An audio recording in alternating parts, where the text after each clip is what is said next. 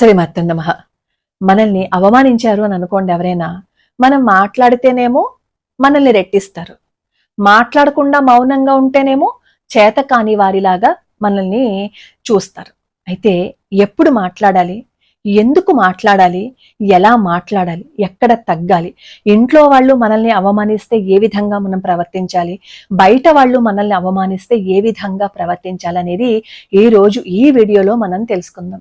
మనం ఎప్పుడు భగవన్ నామస్మరణ చేసుకుంటాం కదా, ఏ పని చేసినా భగవంతుడితో లింకప్ పెట్టుకుంటాం కదా. మరి ఈ వీడియోని చూడడం కూడా భగవత్ సేవ కిందే భావిస్తూ మన పిల్లలకి ఈ కథని చెప్తూ కింద కామెంట్లో మీ ఇష్ట దైవాన్ని స్మరించుకుంటూ కామెంట్ పెట్టడం మాత్రం అస్సలు మర్చిపోకండి. ఈ వీడియో పూర్తిగా వింటే ఎంతో మందికి ఈ వీడియో ఉపయోగపడుతుంది. ఎందుకంటే చాలా మంది ఇలాంటి సమస్యతోటే కుమిలిపోతూ ఉంటారు మానసికంగా. మగధ రాజధాని పాటలీపుత్రం.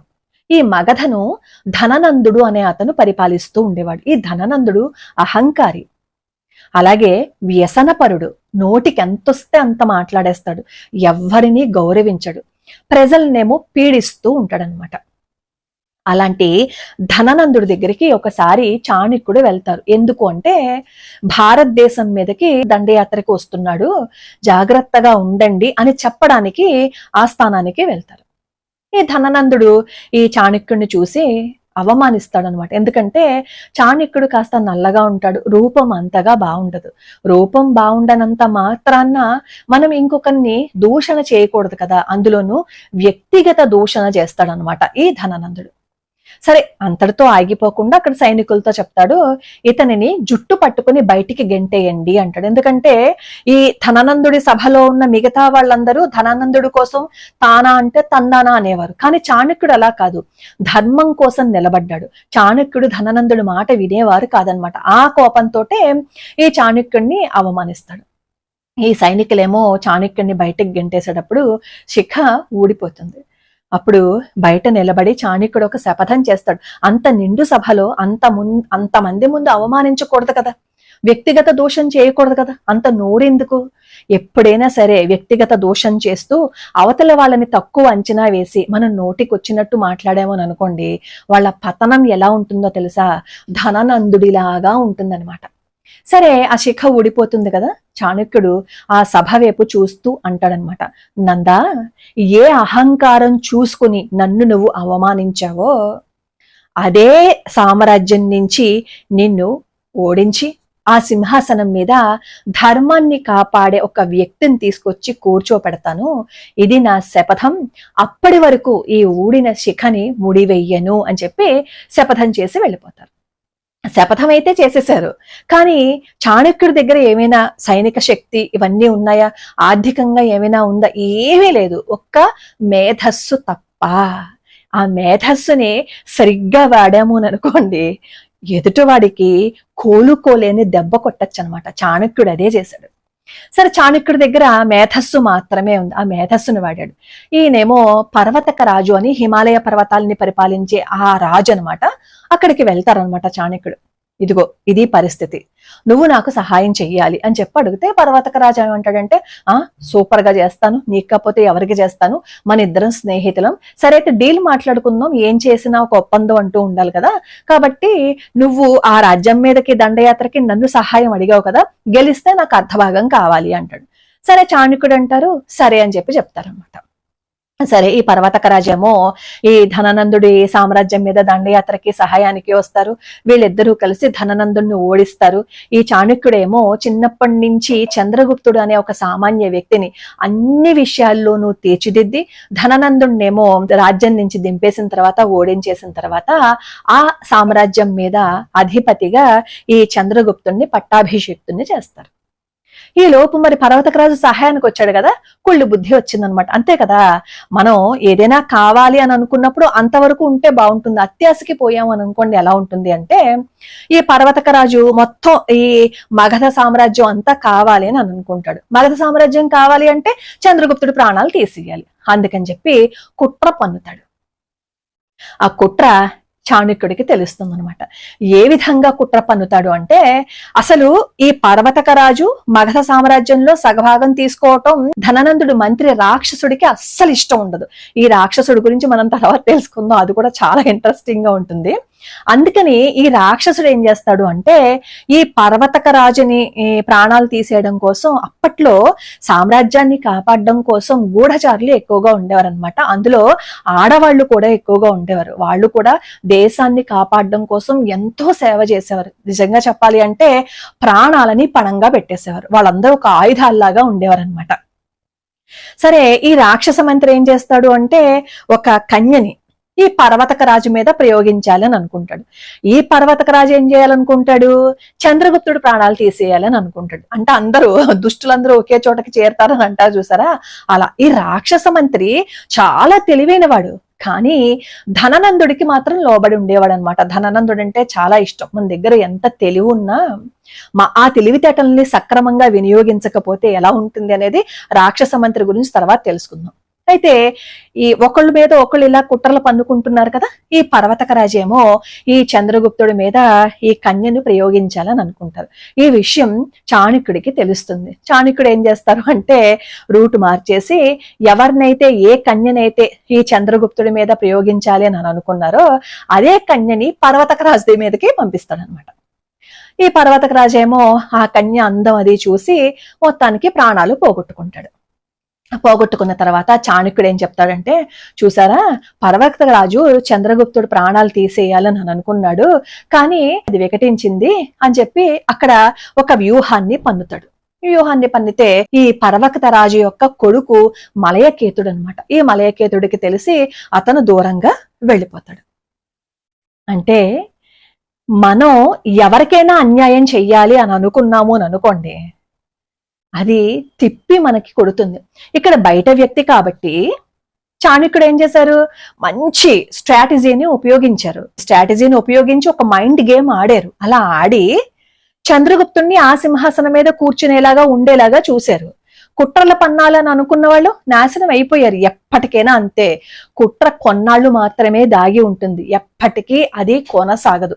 మనం ఎంత బురద జల్లాలి అని ప్రయత్నించినా సరే. అక్కడ బయట వాళ్ళు కాబట్టి మంచి మైండ్ గేమ్ ఆడారు.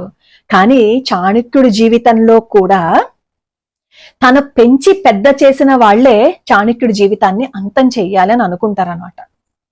ఈ చంద్రగుప్తుడి భార్య గర్భవతి. అస్తమాను రాజులు కుటుంబాల్లో కుట్రలు అవన్నీ జరుగుతూ ఉంటాయి కదా. ఈ చంద్రగుప్తుడి యొక్క కొడుకు బిందుసారుడు. ఈ బిందుసారుడికి కూడా మంత్రి చాణక్యుడే. అయితే ఈ చాణక్యుడు బిందుసారుడిని పెంచుతూనే సుబేందు అనే అతనికి అన్ని విద్యలు నేర్పించి అతన్ని కూడా మంత్రిగా చేస్తారు. ఈ సుబేందుకి కుళ్ళు బుద్ధి వస్తుందన్నమాట. ఎందుకంటే చాణక్యుడు అక్కడ ఉన్నంత కాలం తన యొక్క ఆటలు ఏమీ కొనసాగవు అని చెప్పి చాణక్యుడిని అంతం చెయ్యాలి అని అనుకుంటాడు. పాపం చిన్నప్పటి నుంచి పెంచి పెద్ద చేసిన చాణక్యుడినే అంతం చెయ్యాలి అని అనుకుంటారు.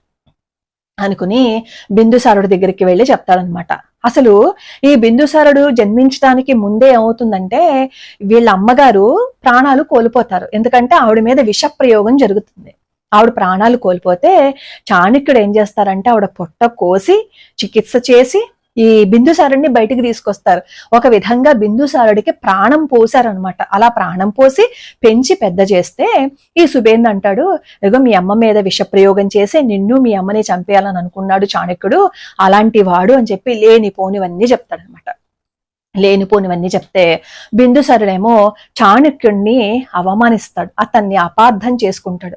పెంచి పెద్ద చేసిన తన మనవడి లాంటి బిందుసారుడు తనని దూరం చేస్తున్నాడు, అవమానిస్తున్నాడు, అనుమానిస్తున్నాడు అని తెలుసుకుని ఈ చాణక్యుడు దూరం అయిపోవాలి, తనే దూరంగా వెళ్ళిపోవాలి అని అనుకుంటారనమాట.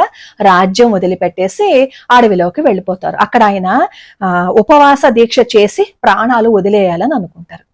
ఈ సుబేందు, ఆహా నేను వేసిన పన్నాగం చాలా బాగా అదేంటి వర్కౌట్ అయింది కాబట్టి ఇంకా రాజ్యం నాదే అని చెప్పి అక్కడ చక్రం తిప్పాలి అని అనుకుంటాడు. కానీ ఎప్పటికైనా సరే చాణక్యుడు బ్రతికి ఉంటే తనకి కష్టం కలుగుతుంది, తనకి నష్టం కలుగుతుంది, బిందుసారుడు నిజం తెలుసుకునేటట్లు అవుతుంది కాబట్టి చాణక్యుడిని అంతమొందించేయాలని అనుకుంటాడు. ఒకరోజు చాణక్యుడేమో తన పర్ణశాలలో ఆయన ధ్యానం చేసుకుంటూ ఉండగా పర్ణశాలకి నిప్పు పెట్టేస్తారు. నిప్పు పెట్టేస్తే అప్పుడు చాణక్యుడు అరవలేదు, గెంతలేదు, ఏమీ అనలేదు.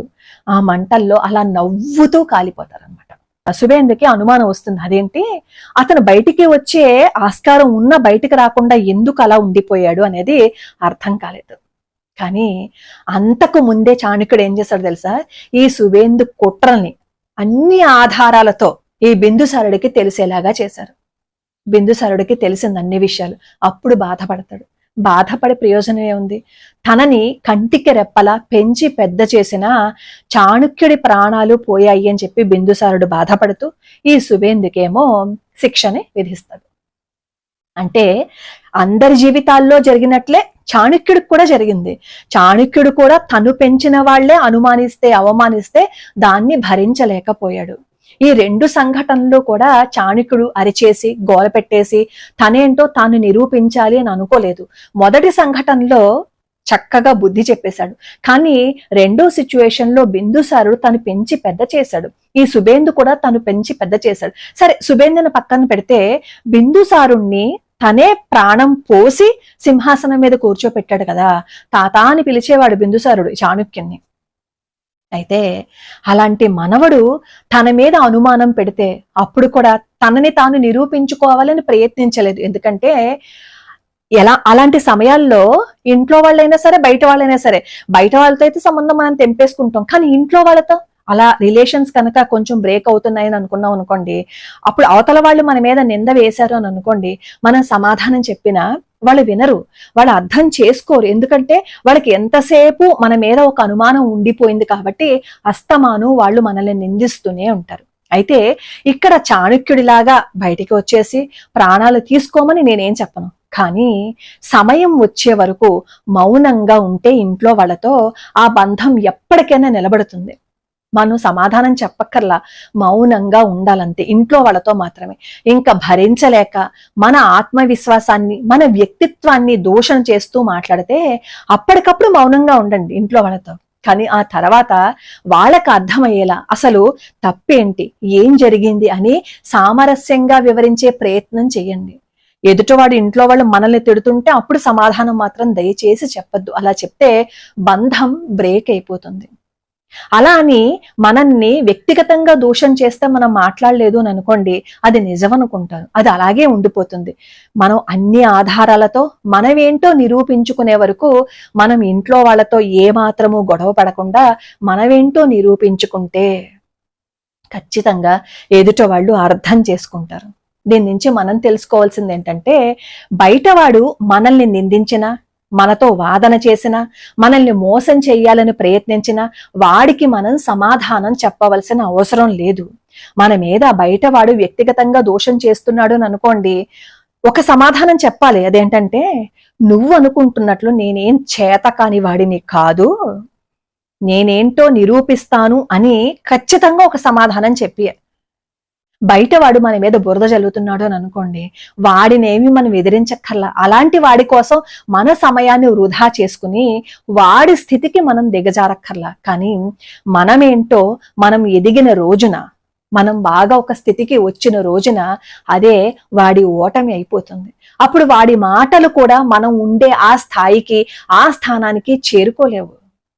మనం ఇక్కడ ఉన్నాం అనుకోండి, వీడు ఇక్కడ మాట్లాడుతున్నాడు అనుకోండి, కొండ పైన ఉన్నవాడికి కొండ కింద ఉన్నవాడు ఏం మాట్లాడుతున్నాడు వినిపించలేదు కదా. అందుకే శిఖరం మీద నువ్వుండాలి, నిన్ను నిందించిన వాడు, నిన్ను ఏడిపించిన వాడు శిఖరం కింద ఉండాలి. కాబట్టి ఎక్కడ మాట్లాడాలో, ఎక్కడ ఎలా ఉండాలో, ఎక్కడ వాదించాలో, ఎక్కడ తగ్గి ఉండాలో తెలుసుకుంటే మన బంధాలు నిలబడతాయి. బయటవాడు ఎన్ని వాక్కున్నా డోంట్ కేర్ మాస్టర్లా వదిలేయండి. అప్పుడు చాణక్యుడిలాగా చరిత్రలో చిరస్థాయిగా మిగిలిపోతారు. చాణక్యుడి జీవితంలోనే ఎంతో మంది ద్రోహులు ఉన్నారు. ఎన్నో ద్రోహాలని ఆయన తట్టుకొని చివరి స్థితిలో ఆయన మనసు వికలమైపోయింది. అది కూడా చేతకానితనంలాగా ఆయన ఏం మరణించలా. మరణించే ముందు కూడా నిజాన్ని అక్కడ చెప్పే, నిజాన్ని నిరూపించే ఆయన ప్రాణాలు పోగొట్టుకున్నారు. ఆయనేం ఆత్మహత్య చేసుకోలా, కానీ వాడు మోసం చేసి చాణక్యుడి ప్రాణాలు తీశాడు. కాబట్టి తెన్నింటి వాసాలు లెక్కబెట్టే వాళ్ళు ఉంటారు, వాళ్ళ చెయ్యి నరకాల్సిన అవసరం లేదు. అది ఆ చేతిని భగవంతుడే తీసేస్తాడు.